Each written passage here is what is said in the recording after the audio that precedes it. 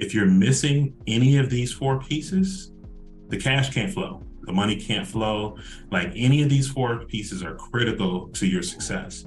And so tonight we're going to talk about the 100K roadmap. This is a space inside of bondtobuild.com. If you are not already a member of bondtobuild.com, I highly suggest you get in there today and get your free membership to do so. Inside of this space, we grow greater together. There's a number of entrepreneurs with a number of different industries and background and skill sets who are all members of this community. And together we combine our efforts, our energy, our time, our knowledge to be able to help each other advance.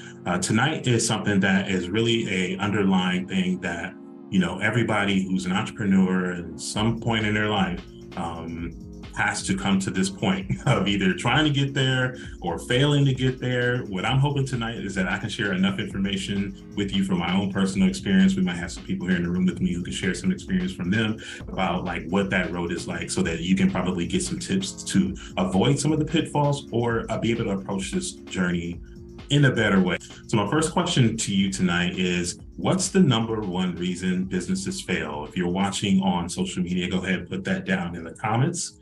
If you're here in the Zoom room with me, go ahead and put that in the chat and let me know what you think is the number one reason that businesses fail. And then we'll talk about that. Let's see how many correct answers we get. Think about the number one reason businesses fail. Yes, just one, Amani, just one. It's a hard one. I know. Mindset is a good one. Okay. I'm here in marketing. No clear plan. Okay. Any other ideas?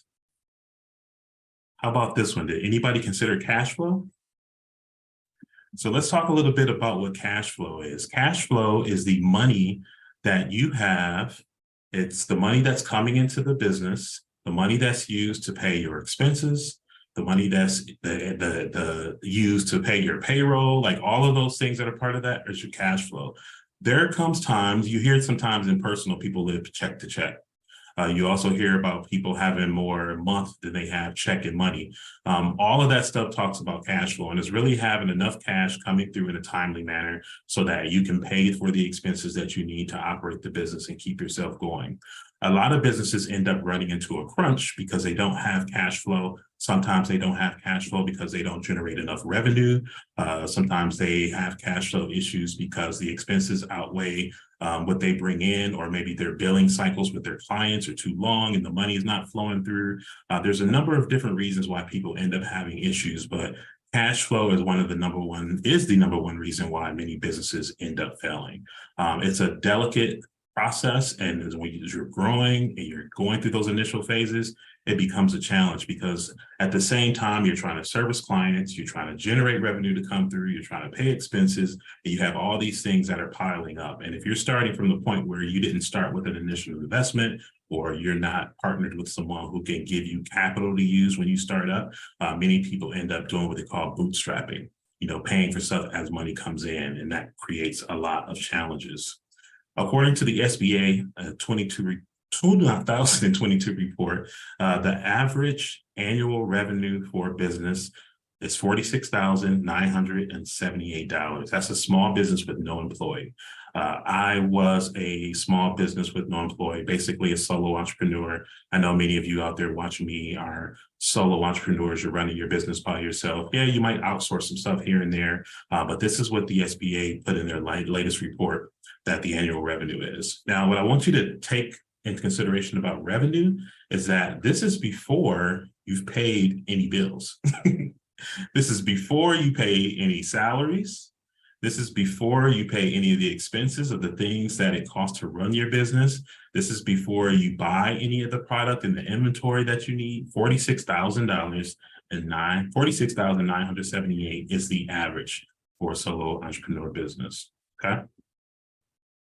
So let's talk a little bit about what kind of problems that causes. If you could think about the fact that you're only bringing in $46,000 into your business and you haven't paid yourself and you haven't paid anybody else to be able to get product or invest in the technology that you need to build the infrastructure that you need, that creates cash flow issues. Okay, so you can see how that ends up starting. What I want to help you do tonight is leave with this in mind. And I spent many, many years being what they call busy and broke. So if you've been busy and broke before, go ahead and let me know. Give me a 1 in the chat and let me know if you know what I mean when I say busy and broke. Busy and broke look like for me that I see ones. Dr. K got a bunch of ones in there. I'm feeling you, Dr. K. Yes. Busy and broke is no joke. I spent many, many years taking meetings, running around. This was before the pandemic, meeting people in coffee shops, phones, being on the phone calls, sending emails, doing all this busy work. And all that time, trying to also maintain the client base, run the business, do all these other things. And at the end of the day, like many of the things that I was spending all this time and energy doing wasn't advancing the business. It wasn't growing the revenue. It wasn't bringing in new clients. And all of that brought me to a point where I really just had to come to a halt, reevaluate everything, and figure out the best way to move forward from there. So what I'm hoping tonight is that you'll be able to use this information that I'm sharing with you to stop being busy and broke. We don't want no more busy and broke entrepreneurs out there. About me, I told you I've been in business for about 20 years. My specialty has been in a number of different areas. And the reason is because I have clients who have been with me most of that journey, who, as I grew, they grew, their needs grew. So I ended up expanding into a lot of different areas, creating marketing plans, helping people with strategy, being a digital marketing tech. Now that we're in this space of making this multimedia content with videos and reels and stories, I've been involved with all these different pivots throughout the industry. What's the next pivot coming up? AI, automation, like all this stuff is coming in, and I've been kind of going through all these different transitions with people. Oftentimes people come to me because alone, they can't figure out how to move forward, and they can't figure out how to manage all these things. And what I've done is create my company, We Merge Media, to be able to be a source for them so that they can come in and get some help and make sure that they don't get left behind. Right now, I think that we're going through a transition, which is going to leave a lot of people behind if they don't get a right system in place, and if they don't either elevate their skills or find somebody who could help be their guide and help them through that. So tonight I'm going to be talking to you about a couple of different things, and I'm purposely talking about this from the perspective of someone being that solo business owner who may not have any employees, and let you know how you can still reach that milestone of 100K. A couple of things that you're going to need as we go through this is that you have to be mindful of the fact that you become a trusted voice within your industry.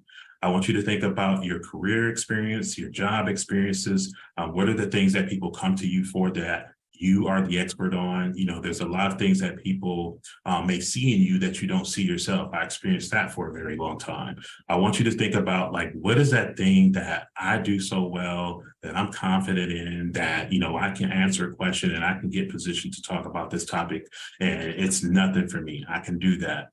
Where can you be a topic expert? That's going to be one key ingredient for this 100K roadmap. The other thing that I want you to think about is, once you have that clarity about who you are and how you show up and what you can do for other people, think about, like, how do people find you? This is a very, very important thing that so many entrepreneurs end up missing, not having in place, and not doing, and they wonder why things don't work. But if no one can find you, you can be the best at whatever it is that you do. But if you're not in the places where the people are looking for answers and where they're looking for experts to guide them, then you are not available to be considered. So I want you to think about creating a brand identity that's discoverable. I want you to think about, how can I now take my trusted voice, use my discoverable brand, and put that in front of more people? I'm going to answer these questions for you tonight, but I want you to be thinking about that. Like, how are you connecting to more people?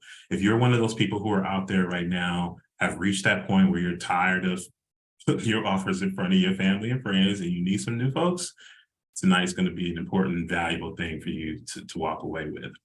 So let's start talking about, what does it take to position yourself to reach that 100K roadmap? There's 4 components that I've identified over my years: infrastructure, compelling content, having a sales funnel, and automation. If you're missing any of these 4 pieces, the cash can't flow. The money can't flow. Like, any of these 4 pieces are critical to your success. And how do you think I know? Personal experience, conversations with clients, like any of these 4 pieces. And when I told you I came to a halt when I was tired of being busy and broke, I had to really sit down and think about like what's broken, what's not working. And this is what, as I looked at the pieces of the puzzle, I was able to identify these four things, and I now coach and consult my clients on these four things. So I'm able to listen to what people are struggling with and identify, okay, I see what's missing, and here's the solution that we need to work through in order to fix this.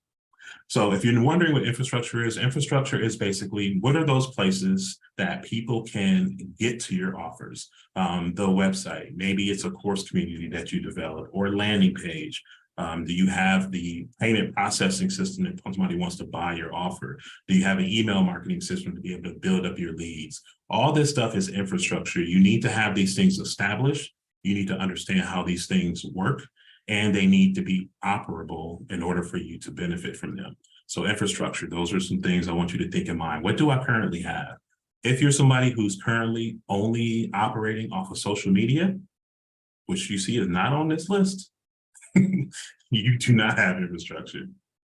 Your social media profile is not your infrastructure. That belongs to Mr. Zuckerberg and whoever else owns those platforms, not you.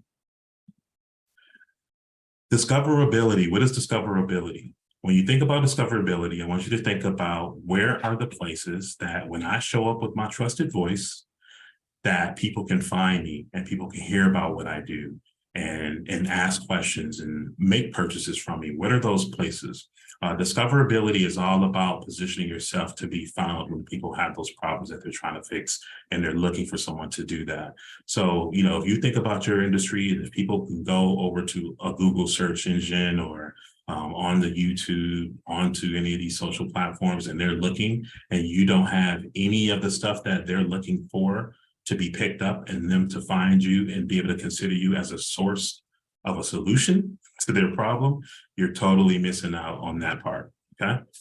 Compelling content. Compelling content is one of those things that has really become very valuable in marketing these days. If you think about, oftentimes people complicate what content is. What makes the content compelling is simply, is the information that I'm sharing and putting out there resonating with the people that I want as clients?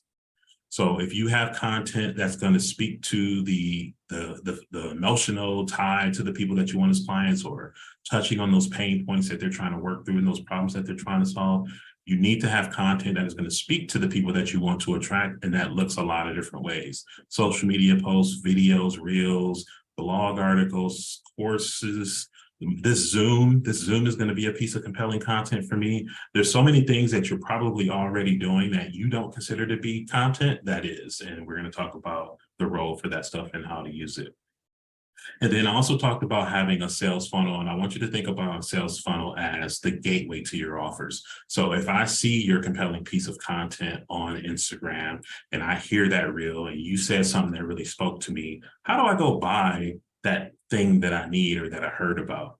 Oftentimes our links in our bios are broken. And I know that Instagram is not one of those platforms that lets you put the link in the chat. Facebook lets you put some link in your description, but you have to be mindful about, am I making it easy for people to get to that thing that I want them to buy, that offer that I want them to buy, okay? And then last but not least is automation. You know, we talked about being a solo entrepreneur who is someone who does not have employees. And when you don't have employees, you have a lot of stuff that fall into your plate. Nowadays, there's so many things out there, processes that are in place that you can automate to kind of lift some of that responsibility of those things. But you want to think about automation as the things that can occur without you. Okay. So I know I'm giving you a lot, but these things are all important. I wouldn't put them in here if they weren't important for us to talk about. So I told you this was going to be the 100K roadmap. But what if I told you this was the $1 million roadmap? Think about how you just felt. I want you to think about how you just felt, because I talked about generating 100K, and that was probably like, okay, I can do that. That sounds feasible for me. But what do you feel when I talk about reaching $1 million? Does that feel just as easy for you to be able to do? I know some of you got probably a little uncomfortable, right? Because all this stuff is about mindset. I'm just looking in the chat here. Monty said that's a big, scary number. Yeah. Yeah. So how many people out there watching this on the social right now heard that $1 million number? And how many of you already have the mindset to believe that you have the capacity to be able to make $1 million in your business in revenue? So while you're thinking about that, I want to tell you a little story. So I came across this business model about, actually, be well, always be there, Carmen. I remember coming out of depression in 2015, and Carmen invited me to come to Arizona and do a Be Well retreat back then. I think it's 2015 or 2016. And I was just coming out of it. And my process of coming out of that, I ended up kind of putting this thing together called the Cold Slap because I was evaluating kind of like why I was where I was. And I came across this at the time. I think the guy's name was Brendan Bouchard, I believe his name was. And he had this model that I went to one of the webinars and I watched it. And it was about how you can make $1 million. Now, when I came across that in the mindset that I had at that time, like these numbers were scary, like Amani said. There were things that I had no ability to be able to do at that time that I didn't believe that I could do because the numbers are big. Like, where am I going to find 212 people to pay me $99 a month for a year? Where am I going to find 90 people to spend $299 a month for a year with me? So that number was very scary for me at that time. And I purposely wanted to have this conversation because what I've learned from that experience and, reflecting to prepare for this workshop tonight helped me realize that every every level that I set my mind to, I was able to achieve. So when I set my mind to making enough money to pay the bills, guess what I did? I made just enough money to pay the bills. And then I was like, okay, this is not comfortable. I need more. But I was afraid to have that confidence to think that I had the capabilities to generate anything more than that. But I challenged myself. I was reading Think and Grow Rich at that time. And I was like, okay, well, what if I make the money that I set as my just getting by money as my weekly goal?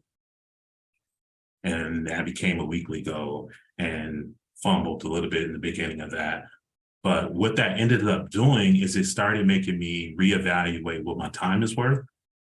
It made me really reevaluate where and what I should be offering and how I deliver to my clients. And then I got to the point where I'm like, well, what if my monthly goal became my daily goal? And every time I kept on moving that bar, my actions would follow. So I wanted to bring this slide up, and we're going to go into these numbers a little bit. This is where I want you to have your calculator. But I want to just plant that little mindset seed for you to know that wherever you choose to set as your point, like most likely when you believe into whatever that point is, your actions are going to live up to that. So I want you to be aiming at least for the $1 million. I would love for you to be able to do that. But I knew it took me some time to get comfortable with that idea. But know that it's possible. And, as we go through these numbers and talk a little bit about these numbers, I'm going to give you some tips about how these big, scary numbers might be a little bit more feasible for you if you need to break them down.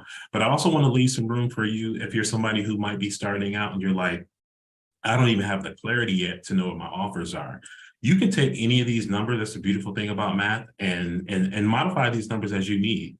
At the time I was looking at this quadrant, I was like, okay, I don't do events. I don't have an instructional product. I didn't have a monthly subscription product at that time, but I could do the coaching part. I was like, okay, if I can get 20 people a month to pay me to pay me $1,050 a month for a year, then I have $250,000. Even that number, when I broke that down, that number seemed like that sounds kind of doable for me. But then I realized, do I really want to be coaching 20 people a month? Or can I maybe cut that number in half to 10 people and double the amount? So when you look at this chart, I want you to think about how you can play around with these numbers. But in order for this to work, you need to take a little bit of time to think about what your offers are. And we're going to talk a little bit about offers right now. There's the four numbers that I want you to think about. And again, like I mentioned, you can double these numbers, you can cut these numbers in half, you can triple these numbers. So if you were to offer something on a monthly subscription at $99 per month, and you got to the point where 212 people were paying that, in the course of a year, you'll have about $251,000. Now, if you decide you want to set your bar at 100,000, you could just simply cut some of these numbers in half if you like. Maybe you don't need 250,000 and you want to make 125. You can either say, okay, let me target 106 people, or maybe I'll do $200 for 100 people. You can kind of play around with these numbers and get the same result. But when you think about a monthly subscription, this is something, again, as I talked about, having systems in place. In order to have something that's a monthly subscription, you're going to want some automation that people can automatically put their card in once and be billed on a regular basis. You see this a lot when it comes to membership products.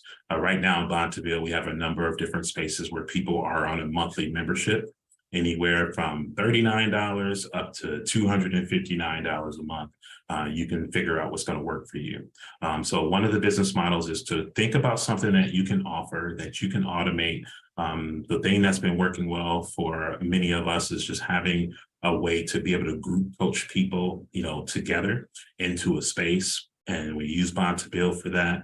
That's a monthly subscription. Some people will do things like you pay a monthly fee and you might get something mailed to your home every month. You see those box subscriptions that people do oftentimes. So one of the business models is something that you can do is like a monthly subscription. But you need to think about your industry, your products and services, and figure out, like, of the things that I offer, what's something that I might be able to set up in that way. A couple things that I want to remind you about the monthly subscription is with the automation, you don't want to have to touch this stuff a whole lot. Like, you don't want to be investing a whole lot of time. You want it to be something that's kind of fulfilled. So when people are in that space or whatever it is that you set up as your infrastructure, that thing is just automatic that they can get to it. You don't want to have to manually be doing anything when you're doing that model. All right, one of my favorites, strategy number 2, is an instructional product. So an instructional product would be like a course or a course community. This one here, you have $299. You have 90 people enrolled in that thing every month. And in a year, you'll have $251,000. Okay, so an instructional product. Let's just think about there's masterminds. There's group coaching spaces. Many of you, as I talked about, packaging your knowledge and making it available for people to get access to it. So like for me, for instructional product, I'm gonna give you a perfect example. I realized I was having the same conversations with people all the time. There were questions that people were asking me that I was always answering, but I was doing it in a way where I'm scheduling individual calls. Now my calendar's filling up because I have to keep on repeating myself and telling people the same thing. So the solution for me was to be able to create an instructional product where I could take everything that I know on a subject matter, put it into a space, gate it, as we call it, basically put a price point on it. And then when people enroll or pay, they get access to that information. That helped me a lot to be able to provide some support and some services to people who needed what I had to offer, had questions, needed that information, but may not have been at the point where they can afford to hire me at that higher price point as a personal coach. So an instructional product, that's going to be something that, to me, one of the best products is just taking information, what they call information product, packaging it in a way that people can self-serve and get access to it. Maybe you add a level of support on there and show up whatever scheduled time, so many oftentimes, just letting people know that you'll be there to help them through that information. But that's a good business model to follow, okay? The next one, strategy number 3, and this is the one of the models that Be Well does, and that's an annual and event product. So picture conferences, you see people doing retreats. This is something where you have not always large number of people, sometimes it can be, but that's again the power of being able to play with the numbers. If you had an event that you did where you had 500 people in that space, you charge $499 for every person, you generate $250,000 in that instant. So like somebody might want to just do one event and spend a whole year focused on promoting that event. Or somebody might want to take this product and do it every quarter. Or they might have all four of these strategies in place, and this is just one of the things that they do to make up that revenue. So there's a lot of different ways you can play around with this. You can not even have to do something in person. You can do online. There's tons of online conferences and webinars and that sort of thing now that people pay to get access to. So there's a number of ways to be able to play with that. Last but not least is option number 4, and this is where you have some type of coaching program or service. Now, these numbers, again, I'm at the point now, like when I used to look at that number of 1,050, I wouldn't dare do that now because I've learned the value of my time and I know how much time I pour into people that I work with. But at the time, that number was scary to me, that $1,050 to have personal one-on-one access to work with somebody individually. But I had to grow into that, my mindset, and had to become comfortable with that. So don't feel like, oh, I have to, find your starting pace is what I want to say, and that's going to shift as you become more comfortable with the way that you deliver your service, but also more clear on what it is that you do and the value that you provide for people. One thing that I can kind of describe that I've learned, I remember I would get the common thing from clients sometimes to be like, your prices are kind of low. But when I look back at those moments, that always spoke to me in hindsight about where my confidence was at that time. And that's just one of those things that you end up having to work through. I still sometimes get that comment today, but then I also get some people who've been with me for a while like, dang, you got expensive. And I'm cool with that. We can work with that. But all that comes with how clear you are about the value that you provide for other people. And then also your confidence level.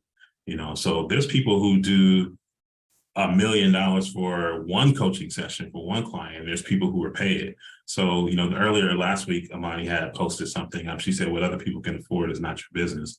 And, I used to be overly concerned about, is this affordable for the right people and all this?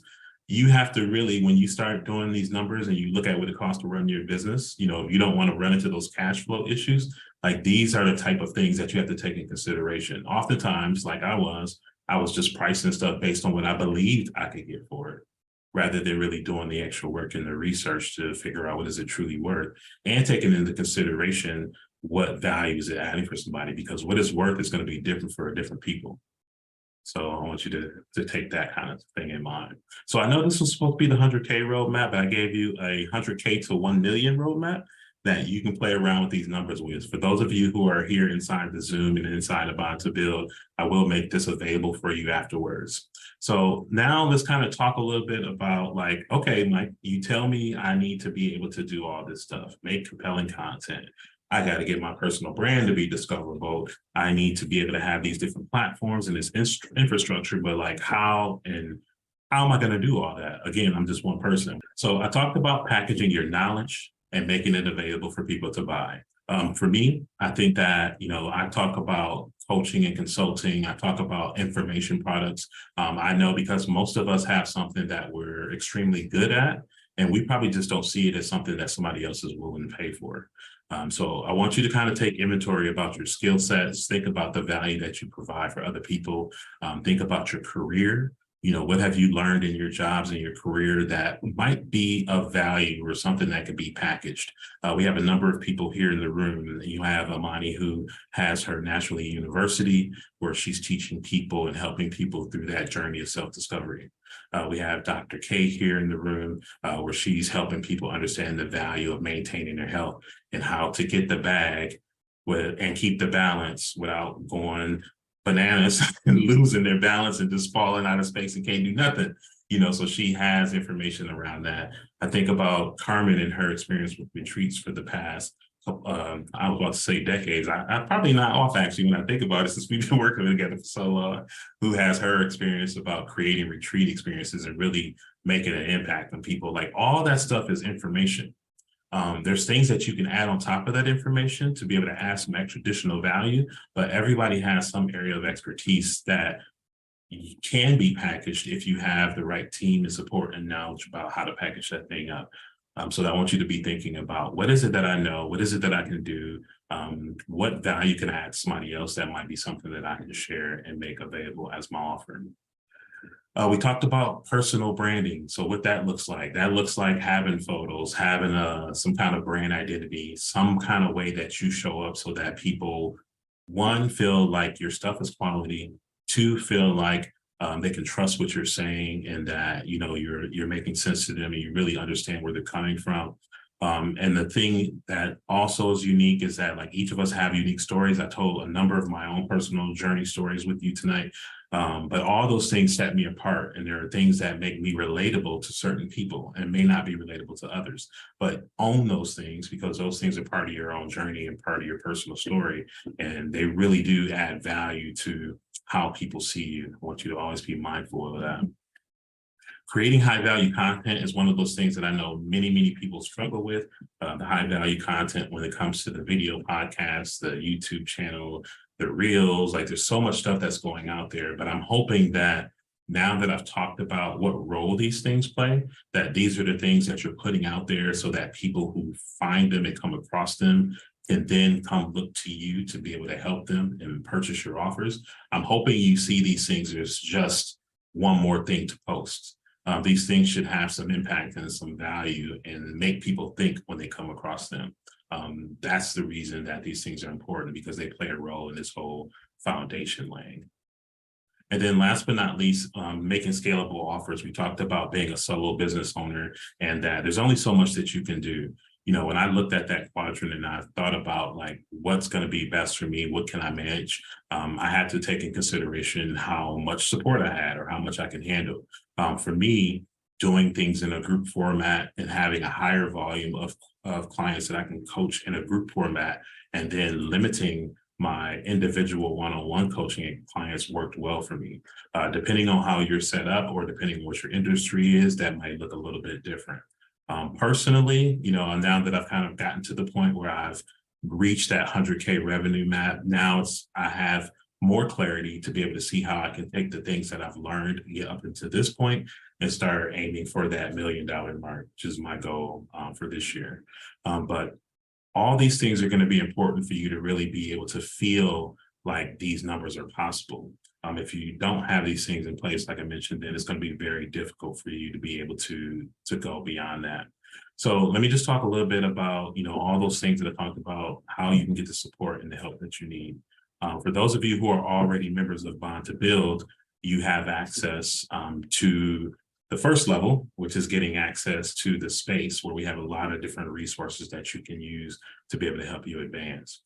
Some of you are already members of the Be Well Platinum membership, and you're getting access 3 days a week to the coaching and the technical support. You know, we're helping you build your personal brand. We're teaching you about how to create your content for your video podcasts and your website. You know, you're already getting that level of support. If you're somebody who's watching this and you don't have access to Bond to Build, number one, get that because it costs you nothing to do. But if you're at that point where you know, like, I'm tired of being frustrated, I'm tired of struggling with trying to figure all this stuff out on my own, talk to the person who told you about tonight's webinar so that you can get access to the coaching and tech support group that we have. For those of you who are already inside of Bond to Build, we'll make sure we have a link here for you so that you can go to the next level if you want to get that tech support. And then for those of you watching on social media, we'll also have a link there for you as well.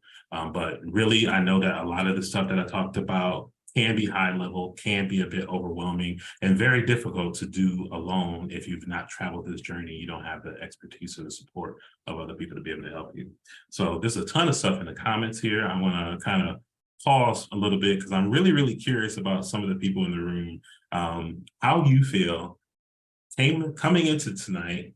A couple things you can share with me. I would love to hear. One, share some kind of insights from some lessons learned on your road to your 100K or wherever you are currently in your revenue roadmap. But then the other thing that I would love to hear, if you're maybe someone who's not quite at that point yet, just let me know how this information that you heard tonight resonated with you. What's something that you're going to leave tonight's webinar or workshop ready to put into action afterwards? Feel free to unmute yourself and I'm going to watch here and see.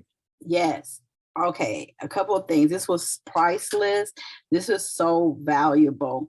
I know where we're stuck. A lot of my the majority of the people I serve is women entrepreneurs and women who are reinventing themselves in some capacity, from a corporate career to entrepreneurship, or from maybe being a stay-at-home mom to creating their own business. There's a variety.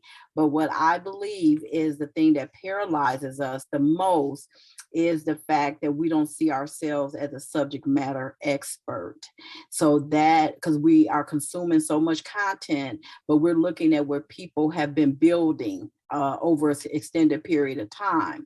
So I make a habit when I'm watching people that I admire, I go down the rabbit hole to find where they first started. So here's what I want to leave this conversation with, is making sure that we understand that if you are a subject matter expert and you know more than 10% of the people who you are called to serve, you are adding value.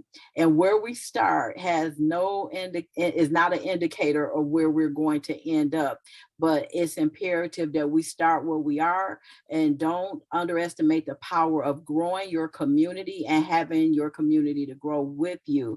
It's exciting for Be Well to be celebrating our 10th year retreats with some of the people that started with us 10 years ago. And so if we didn't build that community, we welcome all the new people, but it's nothing like having those people in the room, in the space with me that actually started 10 years ago. So Mike, again, this is so valuable. I certainly appreciate you taking the time to share this knowledge with all of us. Oh, my pleasure, Carmen. Thank you so much for sharing your feedback. And that was amazing, Carmen. Part of that was encouraging. Kayla, you got some share? Anything that resonated with you tonight? Well, I just popped on late because I had a Mary Kay party that I had to do, so I wasn't able to be involved in the whole thing. I don't know. I'm working on my content, and not saying I'm having trouble. I'm just trying to find where it fits for me and how I fit into that. And then what you mentioned about what you charge is where your confidence level is. I think that resonated with me because I am one of those people who would think okay, does this fit their budget? Does this fit theirs? And so on and so forth. And can I charge this much money for someone to listen to me talk? Is that even okay? So there's a lot of questions that go back and forth in my head about stuff like that. I definitely know that part of it goes through my mind of what is it that I'm able to charge for my time, my service, and what I really have that valuable based off of the money aspect. That makes sense. And thank you for just being vulnerable to share that. And, what I found is that really that perception evolves as you evolve. When I look back at myself and what my journey was like, I've had those same questions, had some of those same concerns. And as I evolved and got more clear about what it is that I do and the value that I offer to people, I was able to really see the difference that it makes. So, you're going through it as we all do. And the good thing is you're a Be Well Platinum member. So you have access to be able to come in and get that support whenever you need it to answer those questions and get that assistance. And I just want to commend you too, because in the space you've been showing up, I know that you sometimes feel like, oh, I'm behind, but no, you've been doing the work and it shows, and we love to be able to see people implement that. So thank you for being a good example of what it looks like to really use the program. Well, thank you. You guys have been super helpful for me, giving me the direction that I need and feedback and encouragement and stuff like that. So, hey, it goes to you guys too, because you guys built this and I'm following along with your footsteps and you guys are successful. So I know that you'll be able to help me too. So it's been great. It's been really awesome. And Imani's been awesome too. So she's been so helpful. Yeah, she left a note in the chat here. She said, nobody can do it like you do it. So never forget that. Never forget that. Thank you again for tuning in tonight. Look forward to seeing you next week. We'll have something going next week as well. And then make sure that you also tune in on Tuesday to Talk It Up Tuesday. We're going to carry this topic over to Talk It Up Tuesday and bring that onto that platform too. So see me there. You'll see me right here where you're watching, and also on YouTube. For those of you who are here inside the Zoom, I'll stay on a little bit longer if there's any questions you want to have after the live. The benefit of being a member, right? All right. Take care, everybody.